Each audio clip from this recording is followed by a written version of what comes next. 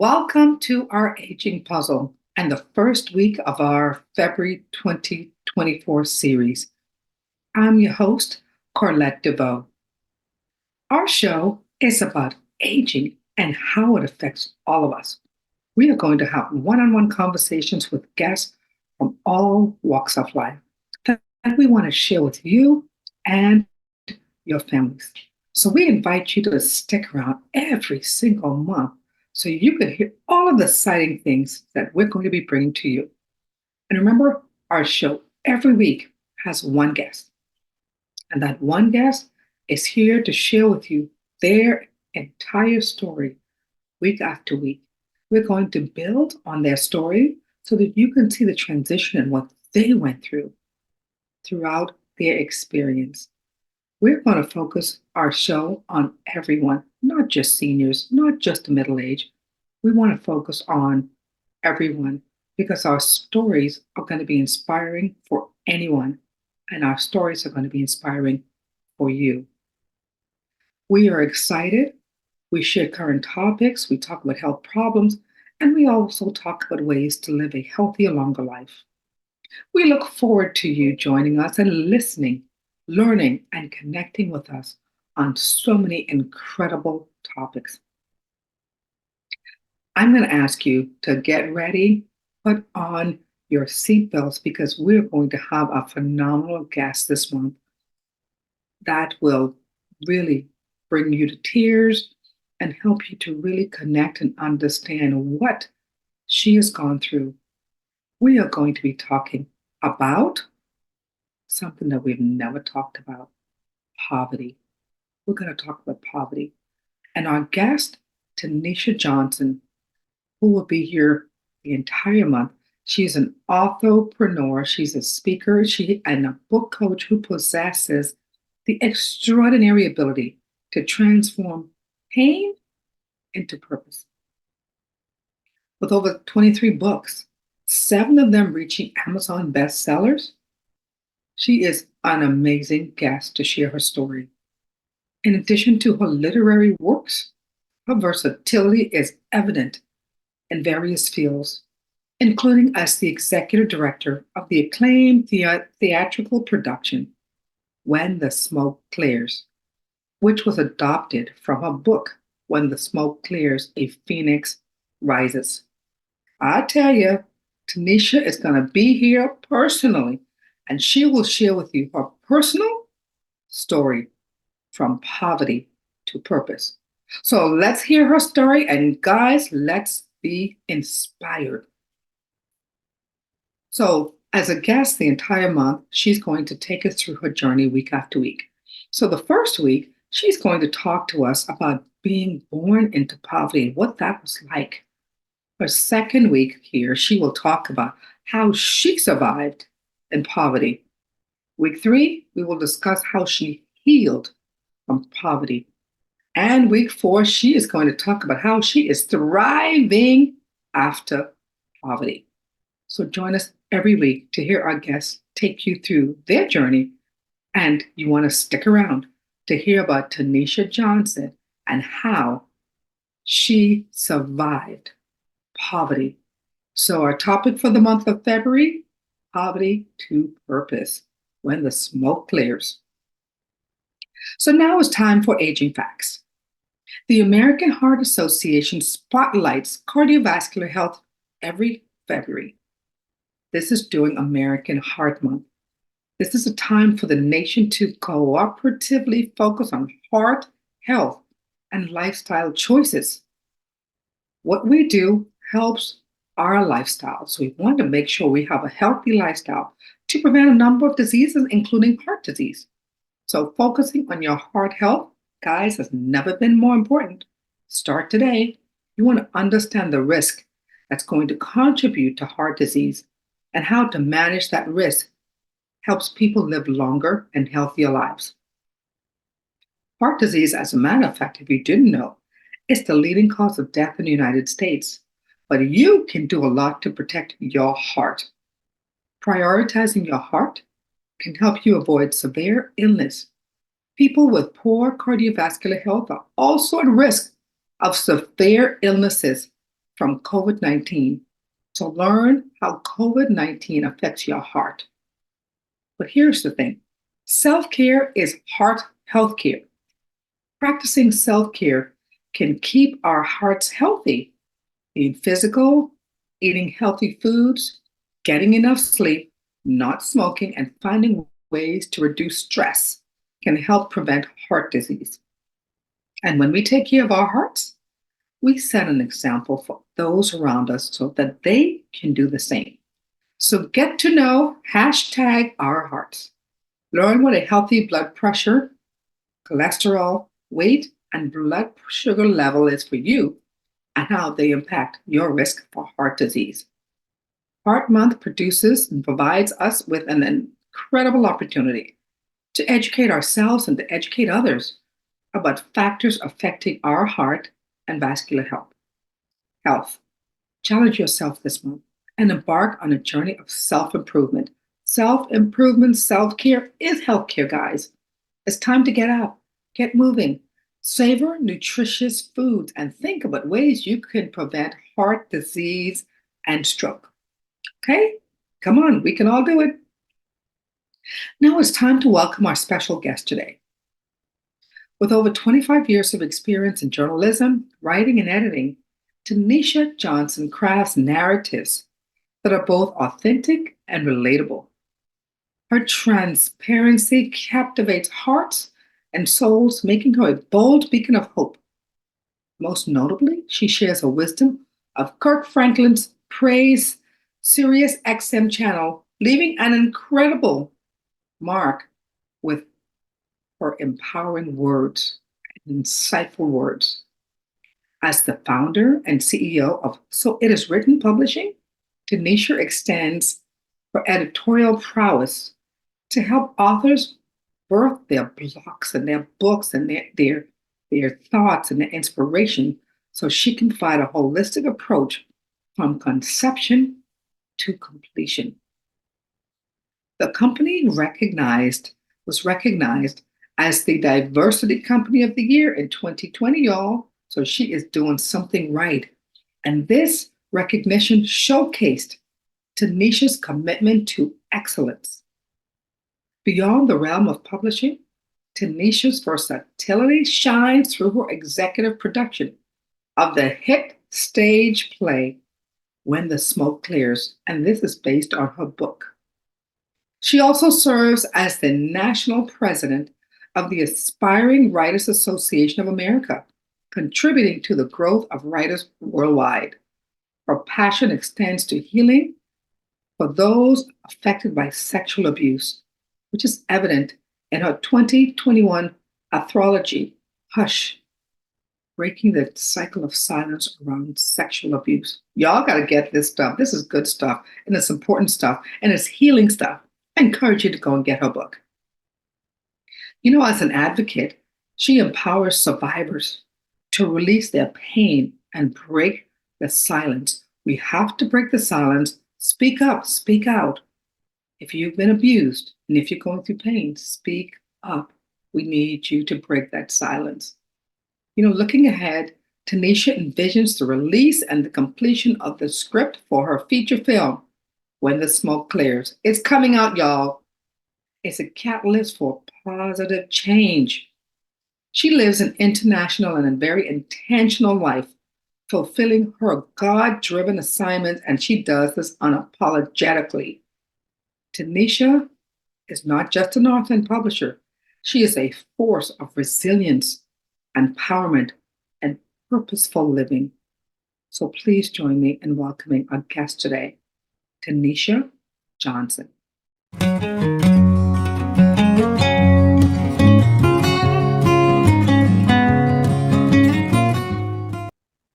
Welcome to our Aging Puzzle, Tenita. Thank you so much for being here with us today.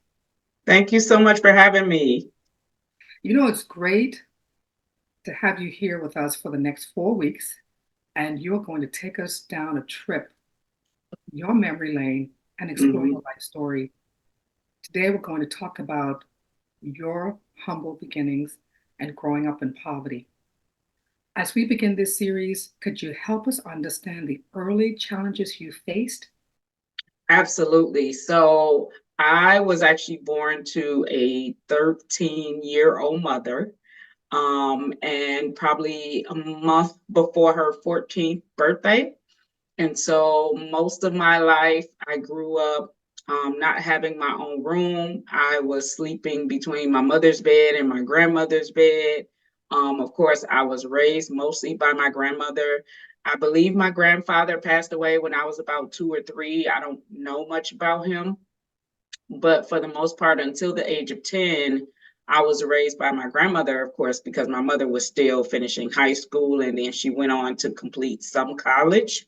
So that was um, a big hit for me, if you will. The fact that me and my mother were so close in age, it was almost like I was raised like her little sister as opposed to being her daughter, if you will.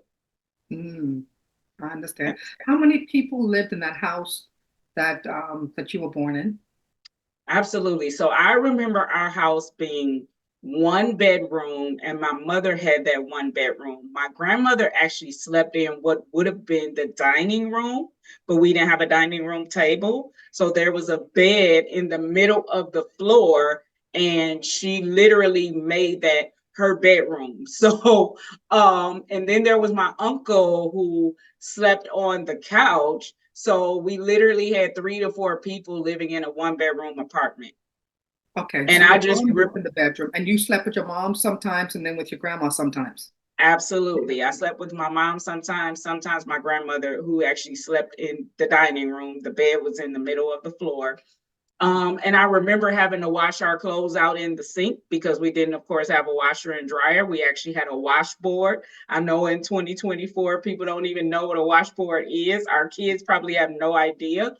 But then our dryer was, we hung the clothes over the balcony of the apartment. That's how we dried our clothes because we didn't have a dryer. Right. No, no, I understand that. I do know what a washboard is, by the way. Yes, Um, yes, I was raised poor too, so I totally understand that. yes. You were in this environment with a small one-bedroom apartment with your uncle, your grandma, your mom, you. Yes. How did that environment you were born into shape your perceptions and experience during your formative years? Tell us about that. Yeah, I think when I was young, I knew we were different. I just didn't necessarily know we were poor or we were in poverty. You know, we had roaches, we had rats, so I could see the rat traps around the apartment. And naturally, when you live in an apartment complex with like 20 or 30 units, you know, you kind of get whatever's coming up from someone else's apartment, whether you want it or not. There's really no way to control it. But what it did for me was it kind of set me on a path of not feeling like I was worthy of more, not feeling like we could even make more. We didn't even have the possibility before us to dream for more or expect for more or believe for more. And so for a while, I battled depression. You know, again, being born to a 13-year-old mother, many people are like, you're a mistake. You were an oops. You're not supposed to be here, all the things. And I would verbally hear those things. So people, relatives would tell me those things. And so it's just one. And then on top of that, I have never met my father. I'll be 45 this July. Never met my biological father. Never had a phone call. Never got a Christmas card, birthday card, nothing. Like, it's a big mystery. It's a big question mark. So for a long time, I just didn't feel, in a word, worthy of much of anything. So, whew, you talk that was just so much. You talked about Yeah. roaches. Were there crime going on in your building? You know, Oh, a lot of crime. So we had the winos who would come into. So we were on the third floor. So if you go down to the first floor, the winos would come in and drink and leave liquor bottles in the hall, or you had the drunk, homeless people who would come in the building and urinate in the corner. I mean, it was just it was all the things. Yes. And there was nothing we could do about it. wow. And what about drugs? You had the winos. So I'm assuming the winos Yes, are people, the alcoholics. correct. Okay, see, I So knew. those people were on alcohol, drugs. Not only that, My uncle was on drugs and selling drugs, so he was right in the apartment with us. Many Your times uncle he was would. doing what? My uncle who was sleeping on the couch. My grandmother's youngest son was on drugs and selling drugs at the same time. Wow. So yeah. Now, So I remember one particular thing I remember is when my uncle put my mother at gunpoint because he had stolen her car and she wanted it back. And I believe he was trying to sell it for drugs. And I'm literally just standing there in shock. I couldn't have been more than 6 or 7. he held her at gunpoint because she wanted her credit card back. She wanted her car back. Her car back. Her car. He He was was trying to getting sell ready her to sell her car. car. Yes. Wow. Yeah. Disturbing. Yes. So I saw all of that before the age of 10. Yeah. Wow. And so when you saw that, how did that make you feel? And how did that impact you? And how did it shape how you think today? Absolutely. So over the years, I've done a lot of trauma work, and what I realize is I'm very jumpy. I'm very startled very easily. If I hear something that sounds like a gunshot or I see a gun, there's like this internal jumping or just panic. And all of that comes from childhood trauma. And I know that now because I've done the work. But when I was a child, I didn't know what to do with that level of response. Mhm. So did you So have anxiety when you were growing up? I mean, I this, didn't have it when I was growing up, but now I notice that I have it in a good way and a bad way. So excitement and anxiety feel exactly the same in my body. that's correct. That Yeah, is correct. yeah, It's very, yeah, very similar emotions, 100%. yeah, yeah. And so if I get overly excited, it feels the exact same as if I'm panicking. So Right. yes, and I realize what it is now that I can tackle it and do the trauma work and healing work that I need to do. But as a kid, I didn't know what to do with those feelings. So this is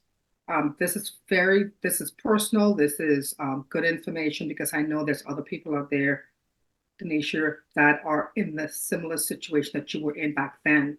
Absolutely.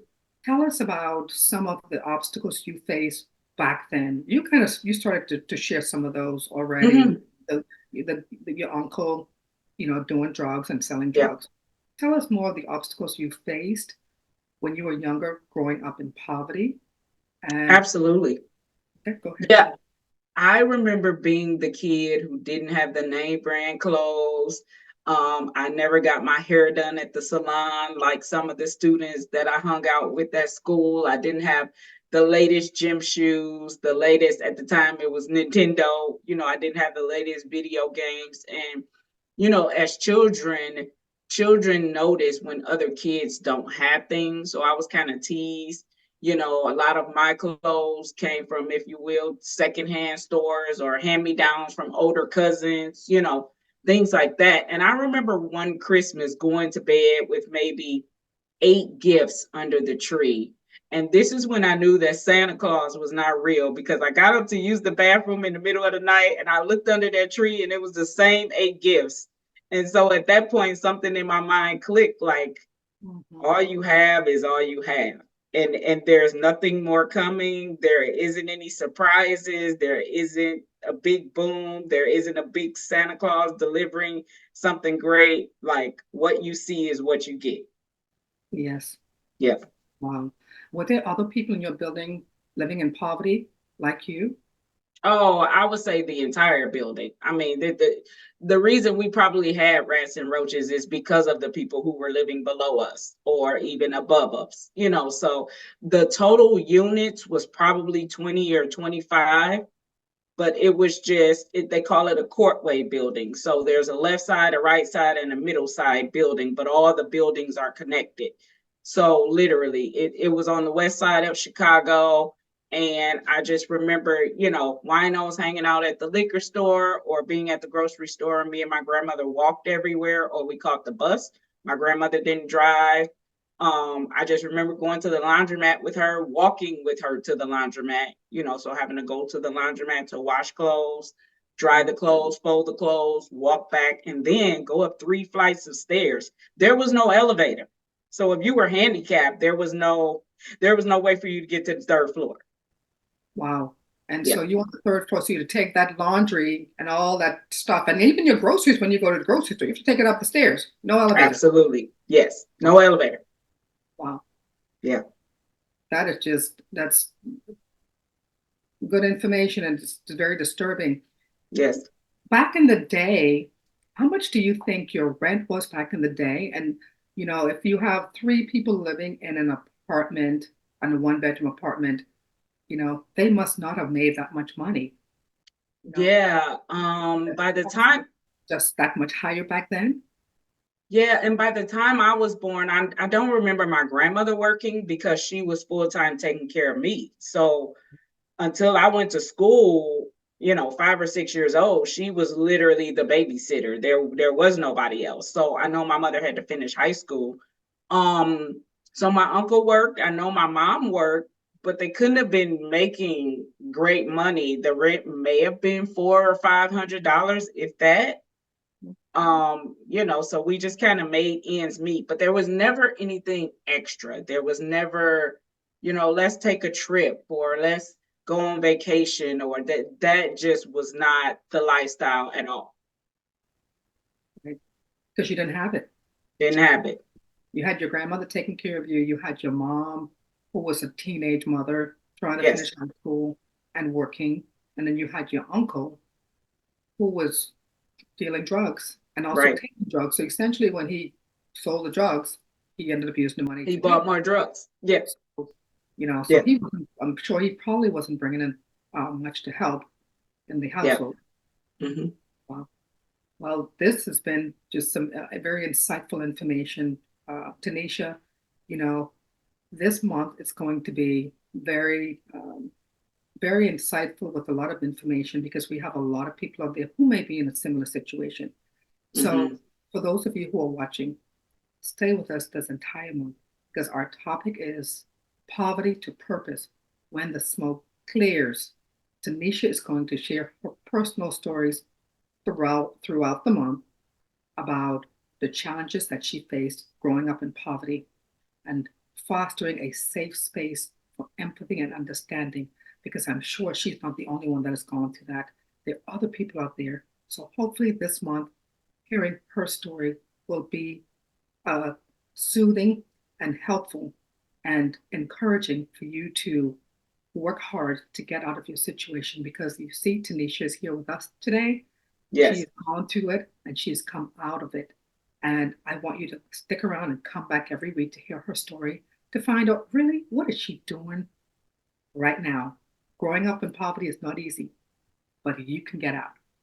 Tanisha, your openness is truly appreciated and it Thank is you. evident, so evident that your early experiences have played a significant role in shaping your journey. Oh, I yes. hope everyone out there will join us next week so we can explore the topic of you surviving in poverty. We are going to hear what you had to do to survive during those really challenging years. So we'll see you next week. Tanisha, thank you so much for coming. I appreciate you being our guest today. Thank you. Fantastic. I will see you next week. Thanks. We would like to thank Tanisha for her ability to share her humble experiences. Wow. Fantastic job, Tanisha. Appreciate you. We'll see you next week. Now let's talk about habits to live longer and live better. As usual, every week we recommend the same things, four things: proper diet, regular exercise, reduce your stress, and socialization. Remember, doing these four things will have a positive effect on your overall health and well being and will help you live longer and live better. So go ahead, do those four things because we want you to live a long and healthy life. Remember, our focus this month revolves around the struggles from poverty to purpose. Our goal is to help people define their purpose, even when faced with challenging circumstances, and we want to help them find fulfillment in their life. We believe this especially important topic for children and adults alike. We want to inspire and help at least one person. And we hope that through Tanisha's personal journeys, we offer a beacon of hope, direction, and a sense of purpose to our audience and readers and listeners. We want everyone to know that no matter what challenges you are facing, there is still hope. There's still hope and there's purpose for your existence. With determination and commitment to your goals, anything is possible. So let's stay positive and keep pushing forward towards our dreams, your dreams. Don't give up. We believe in you. Hang in there. Watch our show next week.